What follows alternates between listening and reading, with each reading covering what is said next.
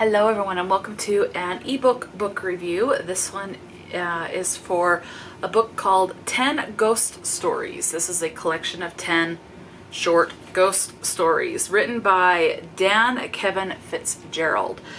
There was no audiobook when I read this, and this was published in 2022. Now, I can't really go into a lot of detail with this being some short stories, multiple, without going into spoiler territory.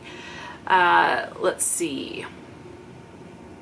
I am going to read the synopsis and then I'll try to give you a little bit more information. The synopsis of the book says 10 ghostly short stories with plot twists that will haunt you to your grave. A collection of 10 smart, suspenseful, paranormal mysteries. Stories about the supernatural have never been more fun to read, suitable for any age that can face bedtime with the lights off. Sometimes ghosts wear sheets, sometimes they walk among us. It's your job to spot the latter. Okay. I actually kind of enjoyed this one, so let's go ahead and go in. I'll give you the title and any other information I can give you without spoiling anything. So story number 1 is Ghost Alert. This one we are following Luke and Emily and Dexter.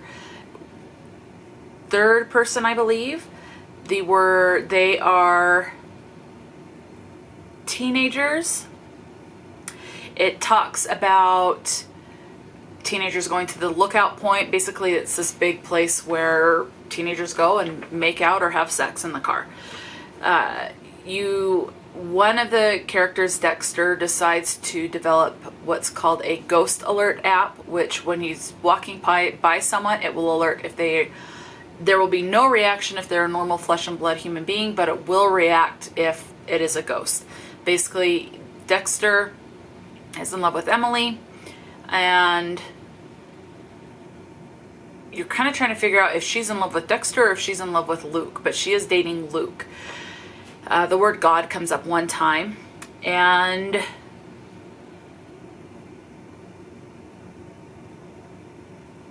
let's just say there's some question of the app, if the app is really working or not. So you're trying to figure out what exactly is going on. Things like that. Yeah, so that's pretty much it for that one. So we're following teenagers. He makes a Ghost Alert app. He's in love with Emily, wants to protect Emily. There you go. Okay, story number 2 is Route 66. We are following Joey, who is 22 years old. He drinks and drives. Trigger warning for a hit and run. And with this one being a ghost story, he thinks he's seeing the man that he hit pop up in various places along Route 66. He has been hired to drive around along Route 66 for its rejuvenation and stuff like that. So yeah, and it's starting to mess with his head because he thinks he's seeing this ghost and he can't get away from the ghost. The word God comes up 2 times. Moving on, we have number 3, which is The Ghost Host. This one we're following Jacob Myers, and he has purchased an abandoned motel. And in order to try to drum up business, he starts to tell stories about the ghost, about the hotel and how the hotel is haunted. Obviously, people start showing up because they want to experience the paranormal activity, and he just kind of really lays it on thick. There is a worker there that he treats very poorly, very demeaning. So that's pretty much all I can say. Oh, let me also say this story overall is only 144 pages. So for 10 short stories, these are really short stories. Okay, so I'm not giving you much. So he's talking about a haunted hotel, trying to make his hotel seem haunted. Okay, next up, number 4 is Bullied to Death. We are following Francis, who is 13 and is very sickly looking. I don't remember anything about this one. The trigger warnings I have on this one for this particular story is bullying and animal cruelty. But I don't remember anything about that short story, so let's go ahead and move on because I don't know what to tell you. Number 5 is Till Death Do Us Part. We're following Ethan and Amy, who are wanting to have a wedding reception at a B&B, so a bed and breakfast. Amy noticed, like, I guess this bed and breakfast used to be in Ethan's family, and they gave it up at some point, but they are basically descendants of the owners of this house that was converted to a bed and breakfast. Emily sees a picture of one of Ethan's ancestors, and then this gal shows up that Amy thinks is a ghost, and she starts to get really confused and frightened, and Ethan doesn't know what the heck is going on. It's on the eve of their wedding anniversary, or the eve of their wedding day. And yeah, you start to make certain correlations and find things out. And it's the Baldwin estate is what it used to be called. And the word God comes up 3 times. Yeah. I mean, it's paranormal ghost stories, so you can kind of guess where things are going with that.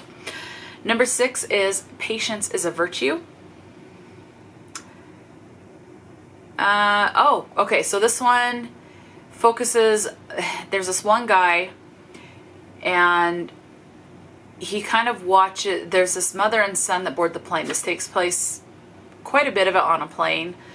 And the mother and the son end up having to sit on completely separate aisles of the plane. The mother's at the front of the plane, the son's at the back of the plane. The son is upset, so the guy tries to comfort him. The mother's like, oh, can you watch him? Goes to sit with her other son, things like that. Upon deboarding, he tries to reunite mother and son and has trouble finding one of them. So, and then he ends up being accused of not fulfilling his end of the bargain, so to speak, and the word God comes up 1 time. Next up, we have Daredevil. For this one, I don't know how old they were or the characters' names, but there's this gal who's attracted to the wild daredevil type man. They go on a date. He takes her to this cliff where people that are good can dive off of the cliff. However, it is a dangerous thing, and dive off of the cliff into a body of water. But it is dangerous because there's chance that you will hit your head at the bottom or on a rock, and with the waves get tossed around and stuff like that. So it is very dangerous.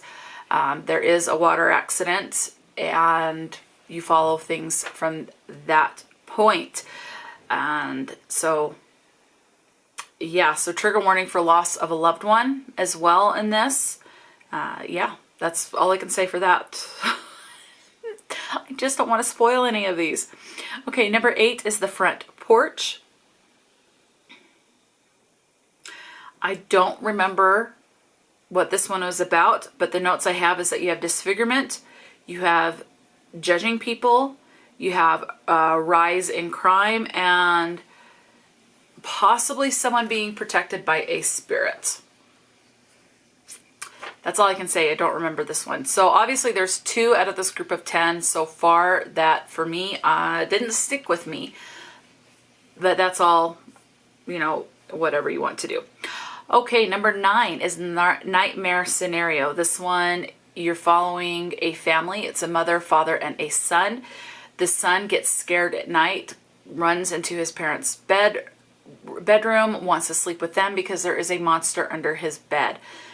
The dad gets very sick of things, and the mother's trying to figure out what she can do to comfort her 5-year-old son.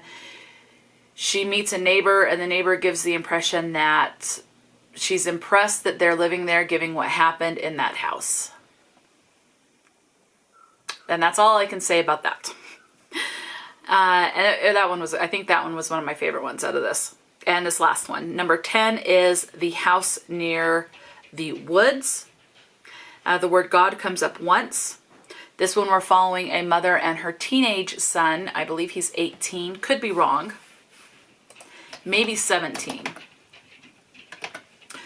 They move into a new house, and so they move from an apartment to this new home. And it's very much gothic vibes for this particular one. It's an old home, so there's a lot of work that's needed. There's a lot of strange, spooky vibes. The son is creeped out. The mother is not. She's excited to revamp it and kind of remodel certain areas. So she's excited to see what can happen. They go to bed one night and the teenage son starts to hear what sounds like children in the woods. Goes to investigate. There is a graveyard that is found, and there are stories about those children actually being dead. So he's hearing ghost children from his bed and is very much freaked out. So yeah, and you figure things out with him as far as what's just a regular old house settling and old house noises, and what's possibly more paranormal. So yes, that's all I can say about that. So 10 Ghost Stories by Dan Kevin Fitzgerald. So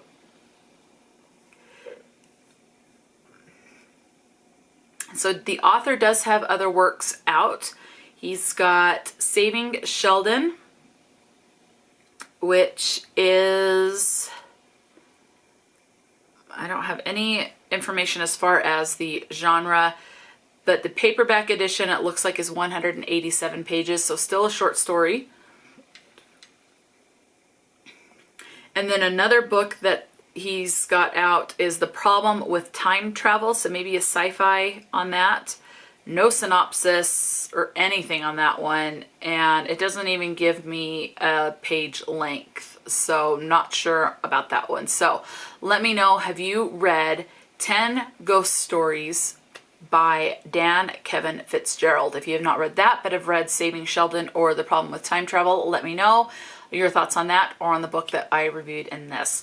So really clean book. Did get a little creepy at times, not overly creepy. You can definitely see how the synopsis said it's good for all ages, for people that aren't afraid to go to bed at night type of a situation. So, but I thought it was fairly entertaining, and I would not mind rereading this at least the once a year. So yeah, let me know your thoughts and all of that. Talk to me in the comment section below, and until next time, stay true to yourself and enjoy a good book, and I'll talk to you later.